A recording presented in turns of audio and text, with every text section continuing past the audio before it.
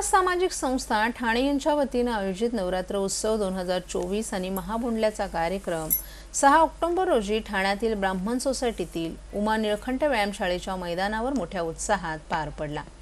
या महाभोंडल्याचं यंदाचं हे 22वे वर्ष होतं। नवरात्र उत्सवाच्या निमित्ताने पारंपरिक मराठी परंपरा जपण्यासाठी या सोहळ्याचं आयोजन करण्यात आलं होतं।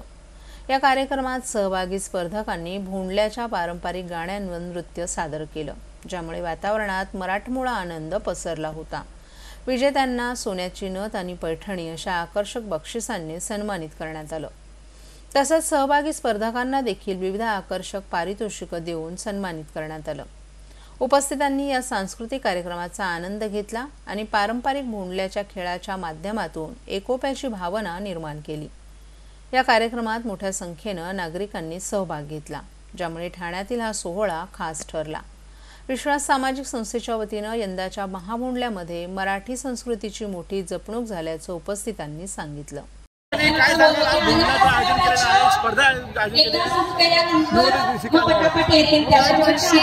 सामाजिक संस्थेतर्फे सार्वजनिक नवरात्र उत्सवाचं आयोजन होतं।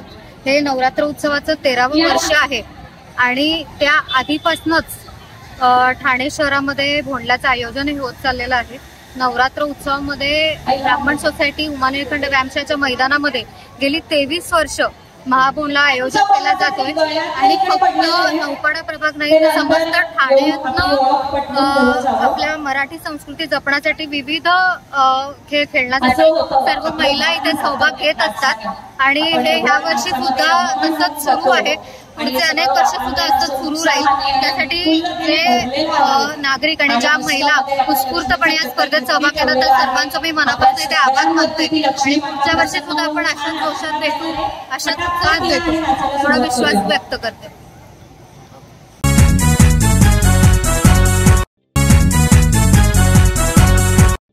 महाराष्ट्रातील भगिनींना आधार देणारी राज्य शासनाची मुख्यमंत्री माझी लाडकी बहीण योजना।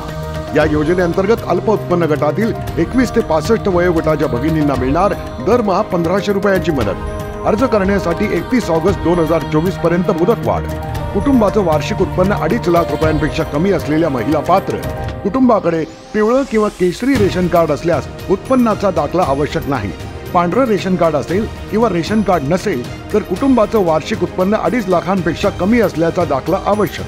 योजनेसाठीचा ऑनलाईन अर्ज नारी शक्ती दूत ॲपवरून किंवा पोर्टलवर भरता येईल। ज्या भगिनींना ऑनलाईन अर्ज भरता येत नसेल त्यांच्यासाठी अंगणवाडी, ग्रामपंचायत, वॉर्ड ऑफिस, सेतू सुविधा केंद्रामध्ये किंवा आशाताई बचत गटाच्या CRP यांची मदत उपलब्ध। आता आपल्याला अभिमानाने म्हणता येईल, सुखी आणि सुरक्षित आहे माझी लाडकी बहीण।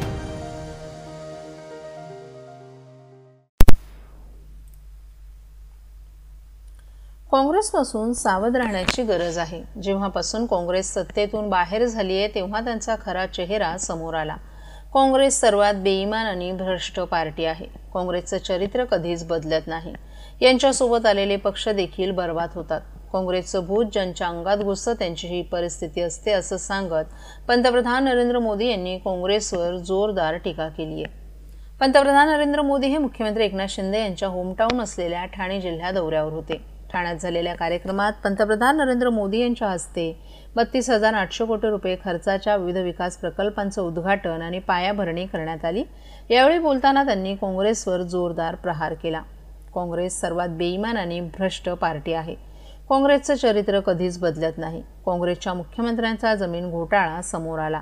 एकाला ड्रग्जसह पकडलं। नवीन टॅक्स लावून पैसे लुटणं हाच काँग्रेस सरकारचा अजेंडा आहे। हिमाचलमध्ये काँग्रेस सरकारनं टॉयलेट टॅक्स लावला। काँग्रेस लूट और फरेब का पूरा पॅकेज आहे। महिलांना शिव्या देतील, युवा पिढी खराब करत आहेत। आता फक्त काही दिवसातच काँग्रेसचा चेहरा समोर ठेवला। महाराष्ट्रात यांनी आत्ताच रंग दाखवायला सुरुवात केली असं सांगत मोदींनी काँग्रेसवर सडकून टीका केली। लाडकी बहीण योजनेला महाविकास आघाडीनं विरोध केला। त्यांना ही योजना बंद करायची आहे। त्यांना ही योजना पचली नाही।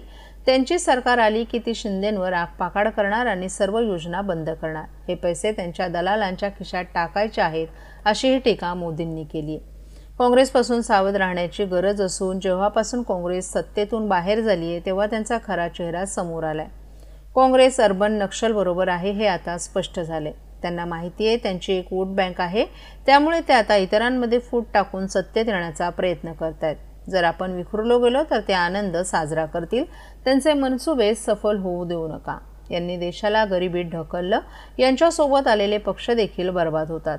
राष्ट्रवाद बोलणारे आता तुष्टीकरण करत आहेत. वक्फ बोर्ड बिलाला विरोध करत आहेत. वक्फचा अवैध कब्जा हटू देणार नाही असं ते बोलत आहेत. जम्मू काश्मीरमध्ये ते कलम 370 लागू करणार असं बोलतायत. काँग्रेसचं भूत ज्यांच्या अंगात घुसते त्यांची हीच परिस्थिती होते असं सांगत मोदींनी काँग्रेसवर टीका केली.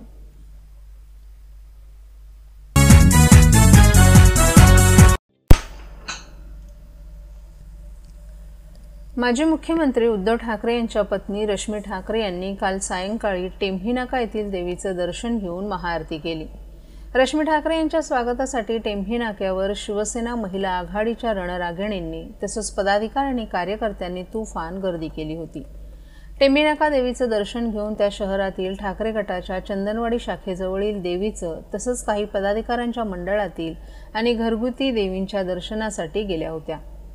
शिवसेनेचे दिवंगत नेते आनंद दिघे यांनी जय अंबेमा धर्मदाय संस्थेच्या माध्यमातून नवरात्र उत्सवाचं आयोजन सुरू केलं. त्यांच्या निधनानंतर मुख्यमंत्री एकनाथ शिंदे यांनी हा उत्सव पुढे सुरू ठेवला. यंदाही मोठ्या उत्साहात हा उत्सव साजरा करण्यात येत आहे. शिवसेनेच्या शिंदे आणि ठाकरे गटाचे नेते पदाधिकारी या देवीच्या दर्शनासाठी येत असतात. काल सायंकाळी माजी मुख्यमंत्री उद्धव ठाकरे यांच्या पत्नी रश्मी ठाकरे यांनी येथील देवीचं दर्शन आणि महाआरती करण्यासाठी आल्या होत्या.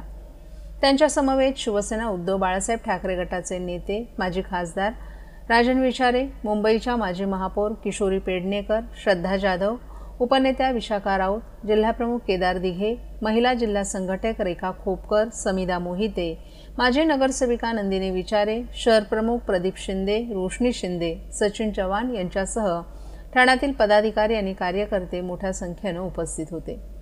त्यानंतर रश्मी ठाकरे यांनी ठाणे शहरातील ठाकरे गटाच्या चंदनवाडी भागातील मुख्य शाखेजवळील देवीचं दर्शन घेऊन रामचंद्र नगर येथील एका पदाधिकाऱ्याच्या नवरात्र उत्सवात त्यांनी भेट दिली.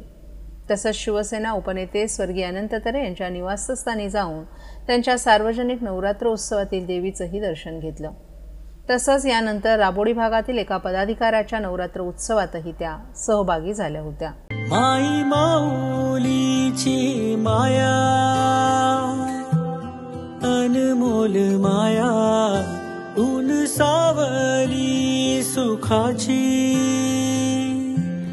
ममतेची छाया तुला आठवतो मनी साठवतो दिसे आसवात ही तुम्हाला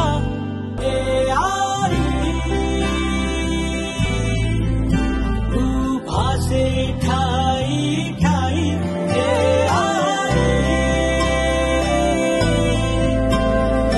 भासे ठाई ठाई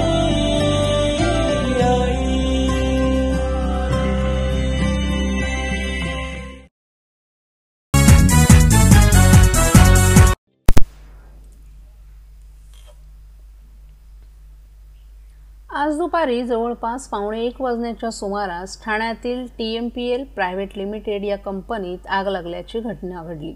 या घटनेची माहिती आपत्ती व्यवस्थापन कक्षाला महेश ओवळे यांच्याकडून देण्यात आली. आग लागलेले वंदना बस डेपो भाट्या कंपाऊंड या ठिकाणी ही आग लागल्याची घटना घडली. घटनेच्या घटनास्थळी अग्निशमन दल, नौपाडा पोलीस, महावितरणचे कर्मचारी तसेच आपत्ती व्यवस्थापन कक्षाचे अधिकारी तात्काळ दाखल झाले. या घटनेत कोणालाही दुखापत झाले नसल्याचं सांगण्यात आले. आग लागलेल्या ठिकाणी 200 किलो रेड फॉस्फरस पावडरचा साठा होता. अग्निशमन दल आणि आपत्ती व्यवस्थापन कक्षाचे कर्मचाऱ्यांच्या संयुक्त प्रयत्नानं ही आग पूर्णपणे विझवण्यात आली. सद्यस्थितीत घटनास्थळी कुलिंगचं काम सुरू असून सर्व यंत्रणा सुरळीत कार्यरत आहे. याबाबत अधिक माहिती घेतली जात असून सर्व परिस्थितीवर लक्ष ठेवण्यात येत असल्याची माहिती आपत्ती व्यवस्थापन कक्षानं दिली आहे.